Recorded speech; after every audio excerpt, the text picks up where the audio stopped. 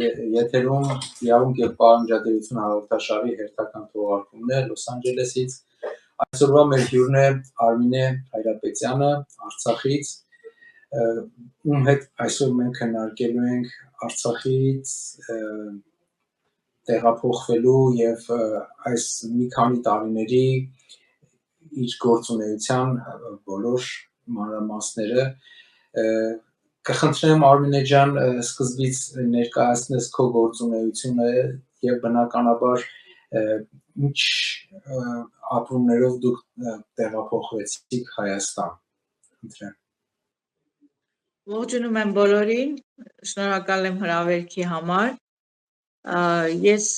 վերջին տարիներին Արցախում զբաղվում էի պատմամշակութային ժառանգության, ուսումնասիրության և պահպանության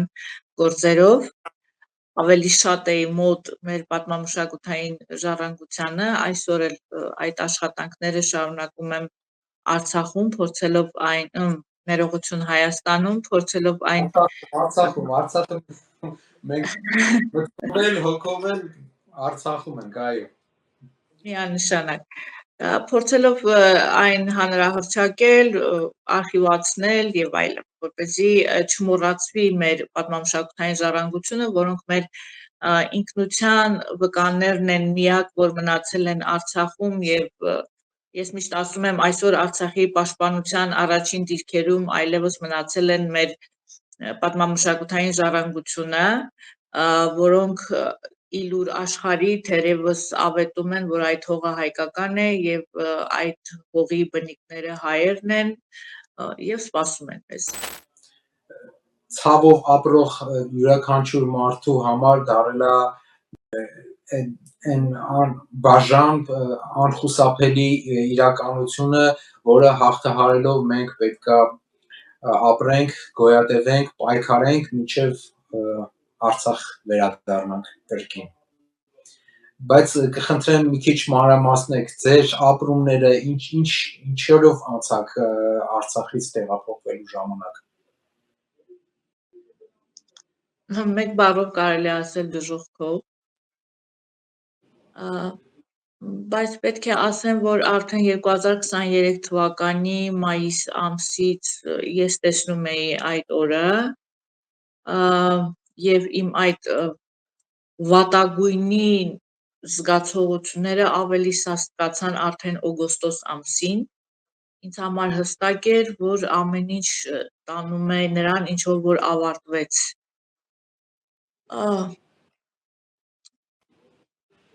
Միայն շատ ցավում եմ կրկին մեր կորցրած կյանքերի համար։ Ամեն ինչ վերականգնվում է ի վերջո, բացի այդ կյանքերից։ Ես օգոստոսին այն հատվածի մեջ էի, որ ուզում էինք միջազգային հանրությունից պահանջել մարդասիրական միջանցք։ Ես մտածում էի, որ գոնե ժողովուրդը առանց կորստի դուրս գար, որովհետև շատ հստակ երևում էր, որ մեր գոյությունը այնտեղ արդեն անհնար է եւ շատ հստակ երևում էր, որ մեզ տեղահանելու են եւ մենք այդ բավարար ուժը չունենք շարունակելու պայքարը, դրսից կտրված, սովահարված եւ մենակ, չնայած շատ են ասում զենք կար, չեք կռվել եւ այլը, բայց դա իմ կարծիքով խոսում են նրանք, ովքեր կամ ընդհանրապես տեղյակ չեն Արցախի 20 թվականից հետո Արցախում ստեղծված իրավիճակին եւ այն պայմաններին, որ հայտնված էինք եւ մեր ինչ հոգեբանական վիճակին ծանոթ չեն։ Ոչ միայն հոգեբանական վիճակը, մեր բոլոր շրջանները առանձին իրանք կամ շրջափակված ու կտրված էին, կամ էլ հստակ երևում էր, որ շատ արագ շրջափակվելու էին, որտեղ ամենուր ադրբեջանցիների դիրքերն էր, վերջին տարիներին էլ ինչպես գիտեք այն բարձունքները, որ մեր ձեռքին էր ռուսների հափուկ ձեռքով տրվեց նորից ադրբեջանցիներին, խոսքս Քարագլխի մասին է, խոսքս Վանք գյուղի մոտակայքի բարձունքի մասին է, խոսքս Եղցահողի բարձունքի մասին է, Ուզում եմ ասել, բոլոր ճանապարհները արագ կտրելու եւ գյուղերը, շրջանները մեկուսացնելու համար բոլոր բավարար պայմանները ուներ մեր թշնամին։ Եվ այդպես էլ եղավ։ Մեր գյուղերն ու շրջանները մի քանի ժամվա մեջ իրարից կտրվեցին։ Եվ նույնիսկ Արցախի մեջ մեկը մյուսին օգնության հասնելը դա անհնար էր դարձել։ Այլ չեմ խոսում, որ դե դրսից էլ մենակ էինք մնացել։ Իսկ ինչ կարծիք եք, որովհետև շատ է շրջանառվում հիմա արդեն մանավանդ Արցախի հայաթափումից հետո շատ ակնհայտ է դառնում, որ Արցախի իշխանություն կոչվածները այնուամենայնիվ կարող են ինչ-որ միջոցներ ձեռնարկել ժողովրդին ավելի համախմբել եւ այո միգուցե եթե ղեկավարությունը գլխի լիներ, որ վերջը այսպիսին է լինելու, միգուցե նրանք ավելի հեռատես լինեն կամ ավելի ճիշտ գնահատեն իրավիճակը եւ ոչ ինչին որ մենք ականանք, այլ համախմբված քարի հանեն ժողովրդին։ Ինչ կարծիք եք, նման սցենար հնարավոր կլիներ թե ոչ։ Արցախում։ Այո։ Այդ դուք որ ասում եք զենք կար եւ այլն, արդյոք ես հակառակը ասում եի զենքն էլ բավարար չէր։ Չէ որ նաեւ զենքը հանեցին Արցախից, բացի Հայաստանի կոնտինգենտից, որ մեր մոտ ծառայում էր, զենքն էլ հանվեց, չէ, Արցախից, Ալիևի պահանջով, եւ ես չգիտեմ, այդքան շատ չեմ տիրապետում, բայց իմ ունեցած տվյալներով անգամ դա բավարար չէր, կամ էլ եթե փորձեին մի քանի օր էլ մեր տղաները իրենց սխրագործությունները շարունակել, ինձ թվում է մենք ունենալու ենք նույն արդյունքը, պարզապես զոհերի թիվը մի քանի անգամ ավել, եւ քաղաքացիական, եւ զինվորական։ Ես այդպես եմ կարծում, կարող է սխալ եմ։ Ինչ վերաբերում է իշխանություններին, ես նրանց մեղադրում եմ իրավիճակը սթափ չգնահատելու համար եւ մեղադրում եմ նաեւ նրա համար, որ նրանք չափազանց շատ մեր ճակատագիրը վստահեցին ռուսներին։ Վստահեցին, հավատացին, չգիտեմ ինչ բառ ասեմ, բայց ես նրանց մեղադրում եմ, այո, իրավիճակը սթափ չգնահատելու համար, կամ միգուցե նրանք էլ մի այնպիսի իրավիճակում էին, որ այլ ճանապարհ չունեին իրենք անձամբ, չգիտեմ։ Բայց որ բարձրաձայնողներ Արցախում կային, որ այս ամենը լավ չի ավարտվելու, որ ռուսները մեզ ի վերջո մանրադրամ են սարքելու, այդ բարձրաձայնողներ եղան։ Արմինե ջան, ես գիտեմ, որ դու հիմա YouTube-յան ալիք ունես Արցախի ժառանգության կանչը։ Այդպես է թե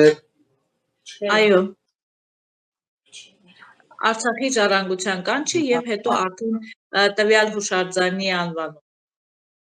Այո։ Կպատմես մի քիչ ձեր քո այդ մտքին գալու ինչպես ստացեց, որ դու որոշեցիր այդ նախաձեռնես այդ գաղափարը կյանքի կոչելու։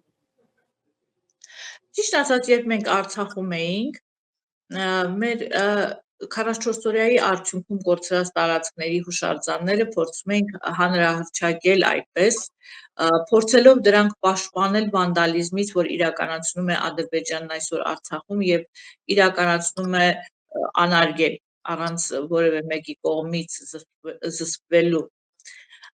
Մենք Արցախում մեր հիմնարկը կոչվում էր Արցախի պատմամշակութային պատմական Արցախի պատմական միջավայրի պահպանության պետական ծառայություններ, մենք ունենք YouTube-յան այլիկ Արցախ Monuments եւ փորձում ենք այդ ալիքի միջոցով հանրահրճակել ու նաեւ ես առաջարկել էի մեր մոտ հանրային ռադիոյին նույնպես սկսել ժառանգության հանրահրճակման գործընթաց, հատկապես նորից եմ կրկնում 44-օրյայի արդյունքում կորցրածի։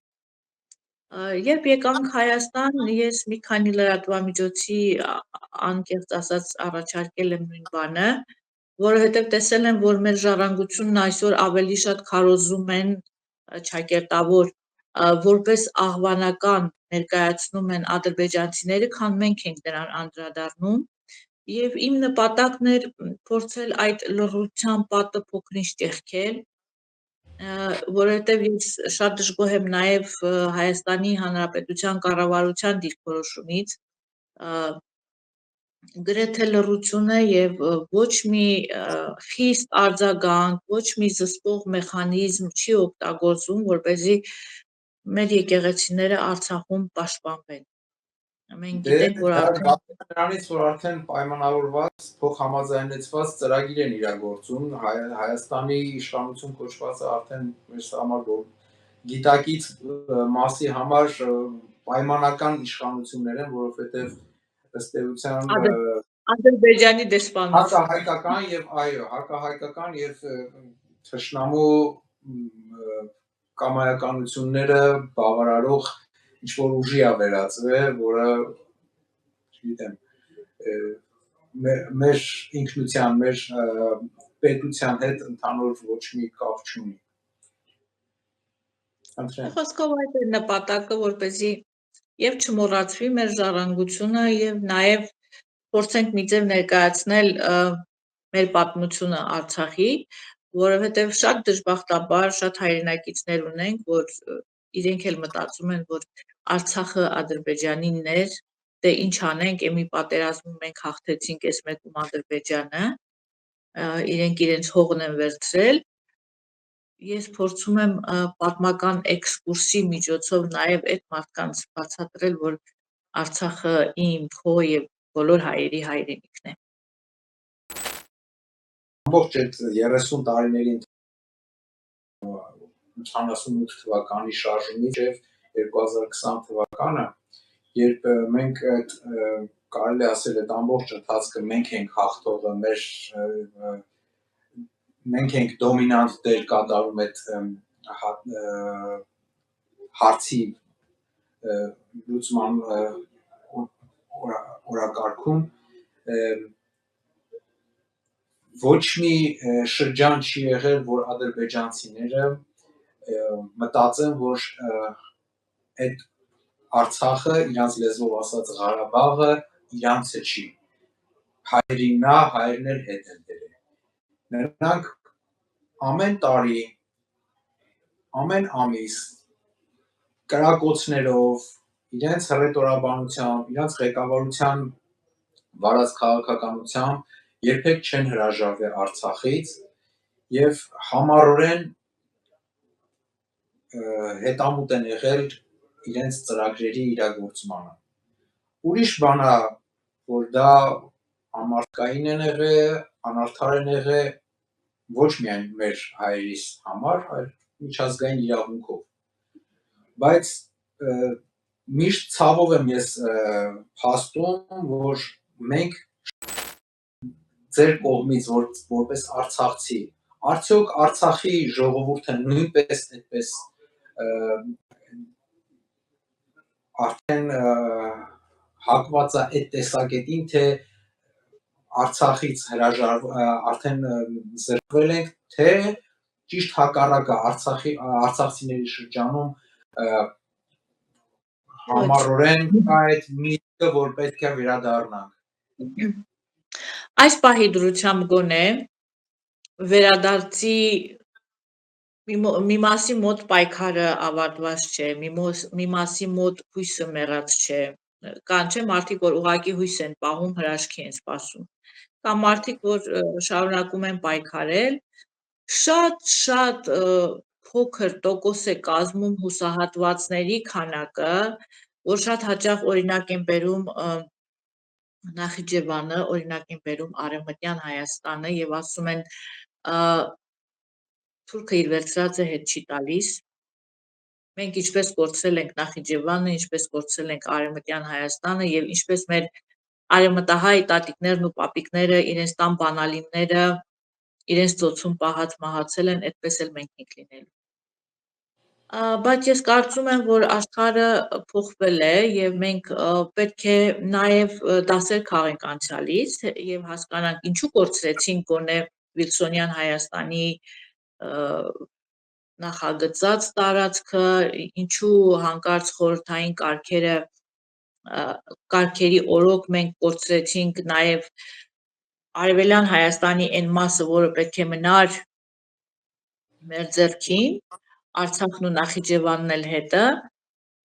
եւ դասեր քաղելով փորձենք այդ սխալները չկրկնել եւ երբեք չհարմարվել կյանքին եւ միշտ ունել տեսլական հայրենիքի վերադարձի։ Այսպես թե այնպես ինձ թվում է Հայաստանի ներկայիս տարածքի, Հայաստանի Հանրապետության ներկայիս տարածքի անվտանգությունը ի վերջո հայությանը ստիպելու է, որպեսզի Արցախը վերադարձնեն,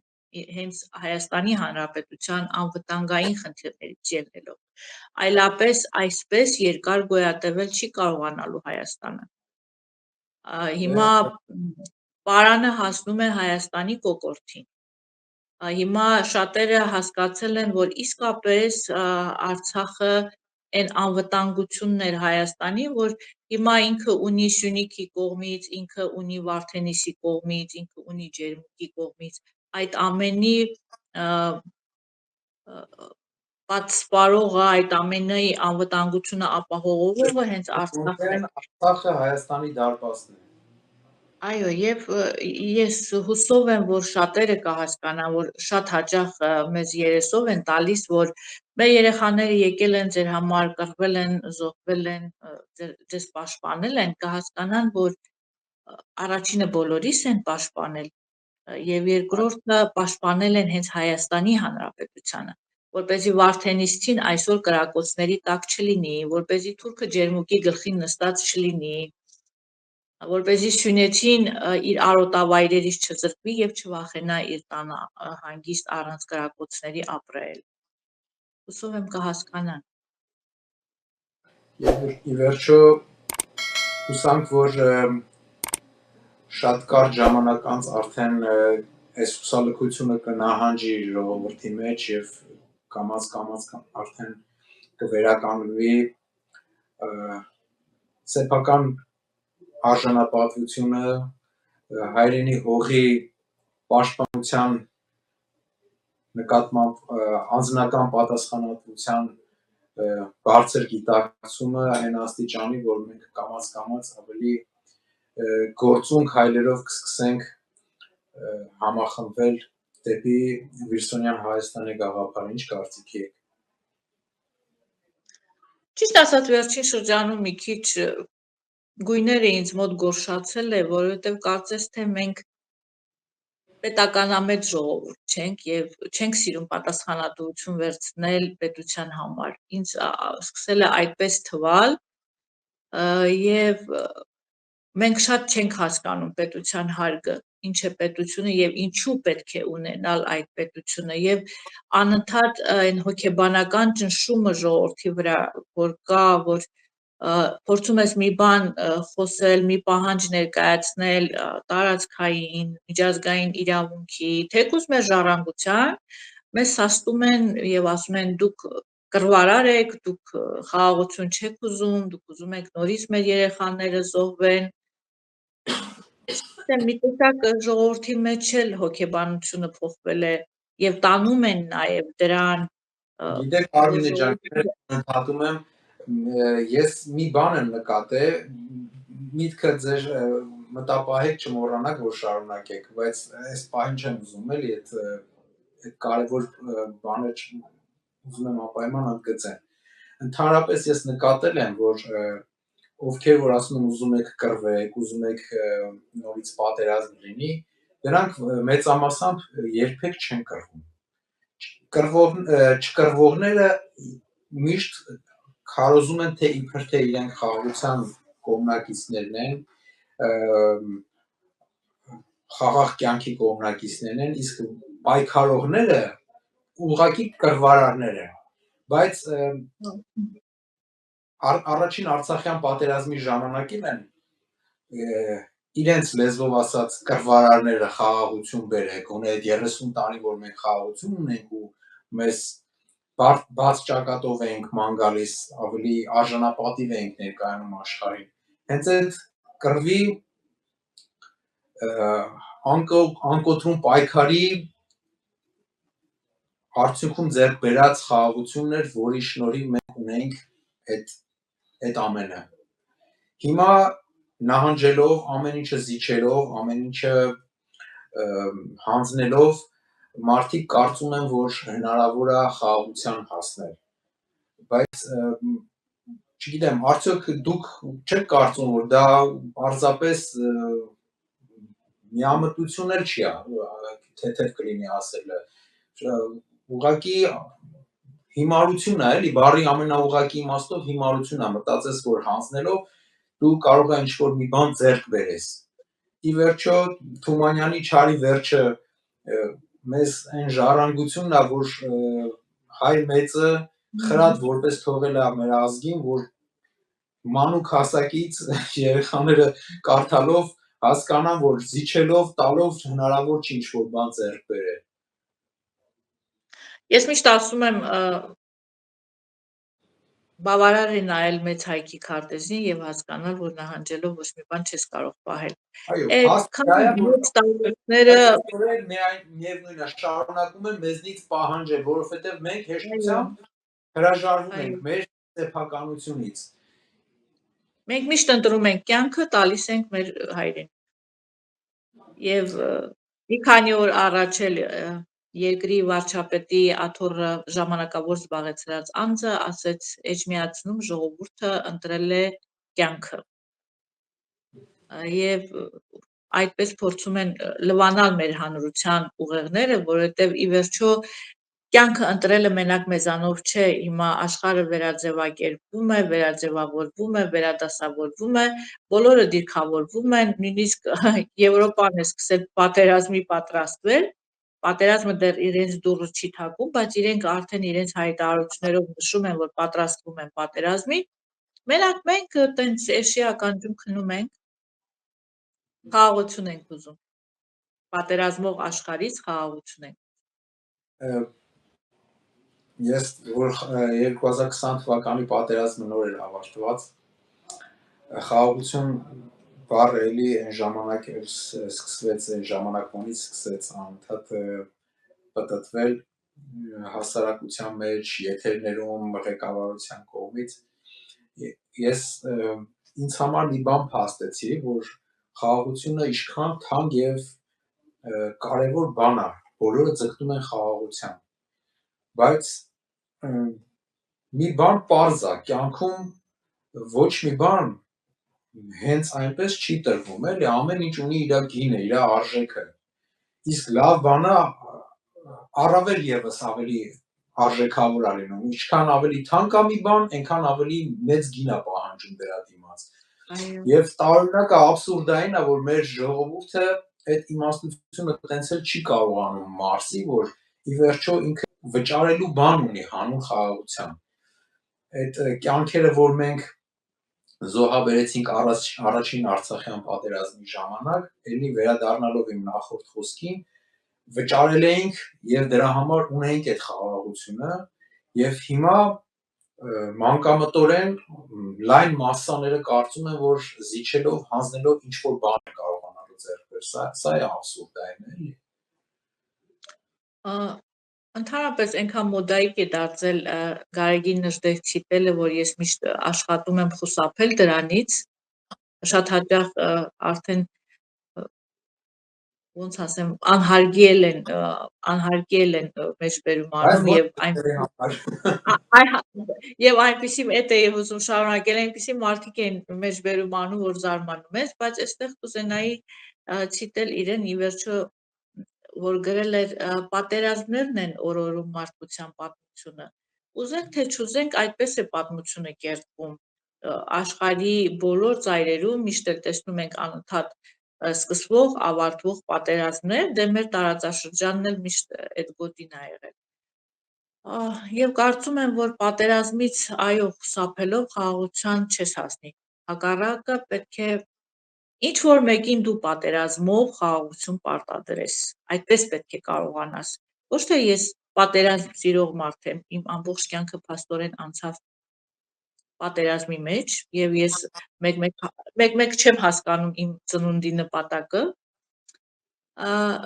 բայց ի վերջո աշխարհը այնպես է հիմա, մարդկության պատմությունը այնպես է տրվել, որ դու միշտ քոնը պարտադրում ես ուժով։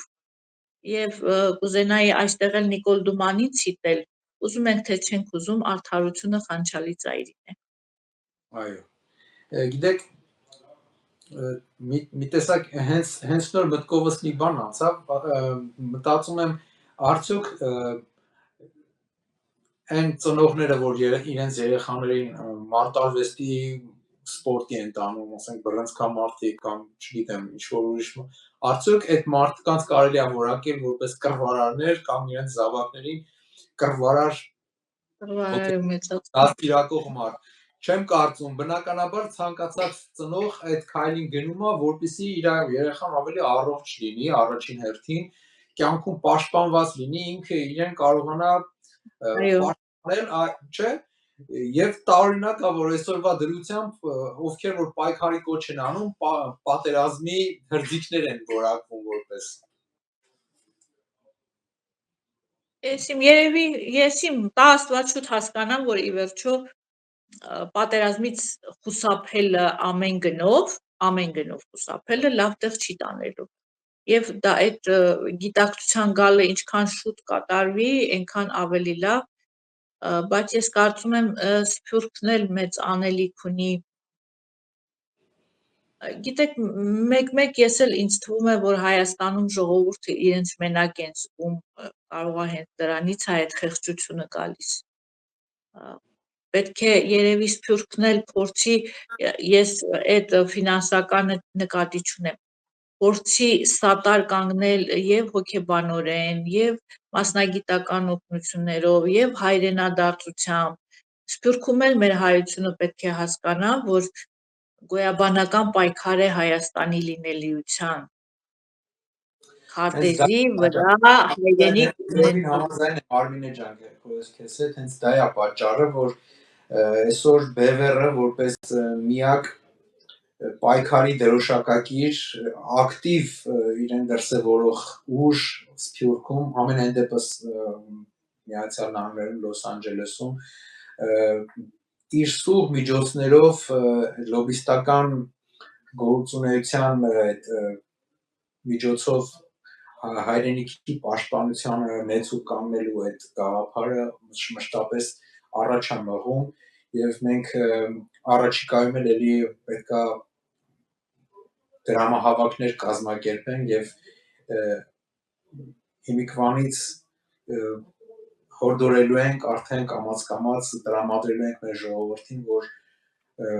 դա անհրաժեշտություն է, ինչքան որ կարող ենք մեր հնարավորության սահմաններում մենք պետք է ստեղից նեցուկ լինենք մեր հայրենիքին, մեր ժողովրդին, որովհետև այսօր Արցախցի ժողովուրդն է նաև միացել Հայաստանի բնակչությանը, որը անտեսված է տեղի իշխանությունների կողմից եւ որպեսի միահամուռ ուժերով գիտակից մասը, ազգի գիտակից մասը իր ամբողջ ներուժը, պոտենցիալը մի նշանակետի ուղղելով թեկուզ ոչ արագ տեմպերով, բայց անշեղորեն դեպի նպատակ գնալ, քայլել եւ նպատակին հասնել, պետքա այս ամեն ինչում մենք համախմբված լինենք։ Այո, պետք է յուրաքանչյուրս ամեն օր ներդրումը ունենանք հայրենիքի հզորացման համար եւ այնպես անենք, որ եւ դուք ճիշտ նշեցիք, որ ոչ միայն ֆինանսական հարցում, այլ նաեւ գաղափարական հարցում մենք հիմնականում մեր պայքարը կարելի է ասել մեր ժողովրդի ճիշտ դիտակցության բերել հանգեցնել նա, որովհետև մեր թշնամիները հիմնականում օգտվում են մեր ժողովրդի թյուրիմացությամբ, պակաս տեղեկատվացությամբ կամ իշխանությունների կողմից տարված հակահայկական քարոզների այդ բացերով, դրա համար մեր խնդիրները բազմապատկվում են հենց այդ պատճառով եւ մենք խնդիր ունենք մեր հայ հասարակությանը գիտակցության բերել, թե ինչ է կատարվում, որ մենք խնդիր ունենք նախ եւ առաջ երկրի ներսում կարգ ու կանոն հաստատենք, որպեսզի մենք կարողանանք դրսում արդեն մեր իրական պայքարը տանենք իրավական հարթակներում։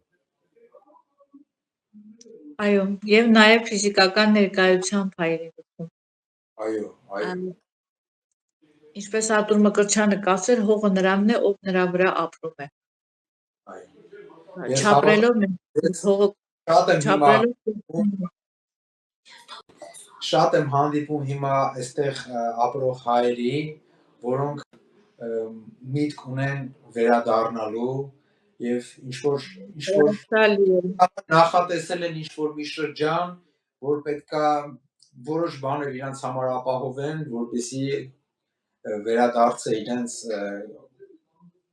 պատկերացման սահմաններում լինի ամենայն դեպս խնդրեմ։ Ես հիշում եմ, երբ Արցախյան շարժումը եւ առաջին պատերազմը սկսվել էր, վերաբնակիչներ եկան Հայաստանից եւ մի տեսակ մենք մեզ ավելի ուժեղ զգացինք, որ մենակ չենք, այն տունը կողքի տունը դատարկ չի, մի տան լույսն էլ վառվեց եւ սա շատ մեծ նշանակություն ունի, որ դու արմատ ես գցում այդ հողի մեջ եւ այդ արմատներով պինդ պահում ես այդ հողը։ Թե չէ այսպես գնալով, հայաթափելով տարածքը, հեռուներ գնալով, ուրիշ տեղ ապրելով, այսպես մենք կորցնելու ենք մեր հայրենիքը, իսկ ինձ թվում է մեծ զգացողությունը դա անհայրենիք լինելն է։ Ես հիշում եմ Մայրիկ ֆիլմը դիտելուց ինձ շատ տաղանդել է ամենաողբերգական երեխան երբ դասարանում ասում է անհայրենիք, որ ասում է որն է քո հայրենիքը։ Դա ահավոր է եւ ես չէի ուզենա որևէ հայ այդ օրվան հասնի։ Գյուղին համաձայն եմ քեզ հետ այդքան։ Գիտես ինչ, կարող ես քո տեսանկյունից մի քանի կարևոր առաջնահերթություններ նշել, թե ինչ է մեզ այսօր պակասում, ինչից սկսենք, առաջին հերթին ինչից սկսենք եւ ինչ ըստ քեզ այդ որ սանդղակի առաջին աստիճանը որն է, որտեղից է պետք սկսել մեր կարևոր խնդիրը որն է, ինչի պակասում ենք, ինչ է պետք մեզ։ Նպատակի։ Պետք է ունենանք ազգային նպատակ, որի շուրջը կհամախմբեն բոլոր հայերը։ Մենք պետք է կարողանանք ունենալ ազգային տեսլական, ինչպես որ Արցախյան շարժման ժամանակ էր, բոլորիս նպատակը Արցախի ազատագրումն էր եւ բոլորիս միտքը աշխատում էր այդ ուղղությամբ։ Հիմա թե Արցախի ազատագրում կլինի այդ նպատակը, թե Հայաստանի հզորացում կլինի ներառյալ Արցախի ազատագրումը, թե ինչ կլինի, մենք պետք է ունենանք մի համահայկական նպատակ, որի շուրջը բոլորս անկախ կուսակցությունից, անկախ քաղաքական դիրքորոշումից, անկախ սեռից կմիավորվենք եւ մեր ամեն օրը կնվիրենք այդ նպատակի իրագործմանը։ Հիմա կարող է մեկի համար սա պաթետիկ հնչի, բայց ինձ թվում է հենց առաջին քայլը դա է լինելու, որ համախմբվենք եւ գնանք այդ նպատակին եւ այն ժամանակ ինչպես որ Խորհրդային Միությունը փլուզվեց մեր ժողովրդի ընդունած որոշումից, այնպես էլ ամեն ինչ կփլուզվի մեր նպատակասլացության առաջ։ Միայն պետք է համախմբվել։ Յովին համաձայն եմ ձեզ Արմինե ջան, շատ կարևոր ու շատ ճիշտ բան ասեցիք եւ ակամա մտաբերեցի մի իմաստուն խոսք, ասում նպատակը բնորոշում է մարդուն, իսկ նպատակի մասշտաբները բնորոշում են մարդու մասշտաբները, այսինքն ցավոք սրտի, այո, մեծամասնությունը հասարակության ավելի կենցաղավարական մակարդակի նպատակների վրա է կենտրոնացած եւ փոքր մասն է, փոքր տոկոսն է, որ ավելի վեհ գաղափարներով է ապրում, ավելի վեհ նպատակներ ունի եւ այո, համաձայն եմ քեզ հետ, մենք պետքա մեր գաղափարները տարածելով փորձենք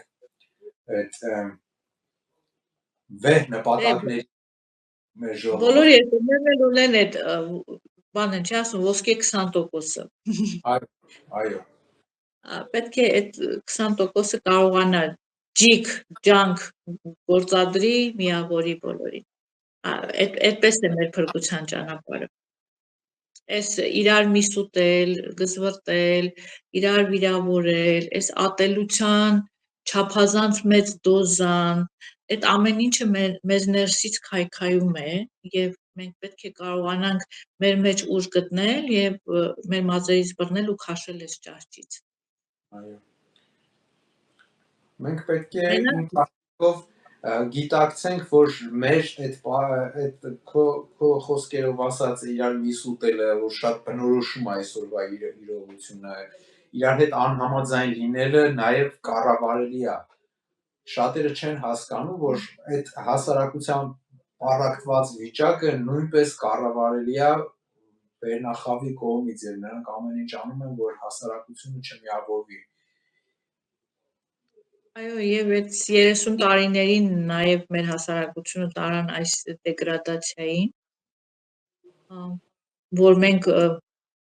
դարեր հետո առաջի անգամ հաղթանակ ունեցանք եւ կարծես թե մի տեսանք վախեցանք այդ հաղթանակից ու չպահեցինք։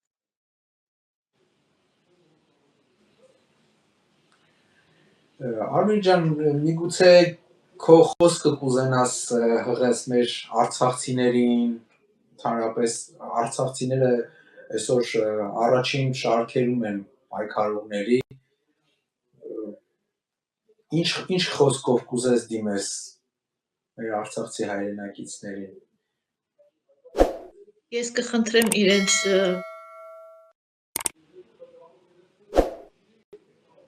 երբեք չհուսահատվել,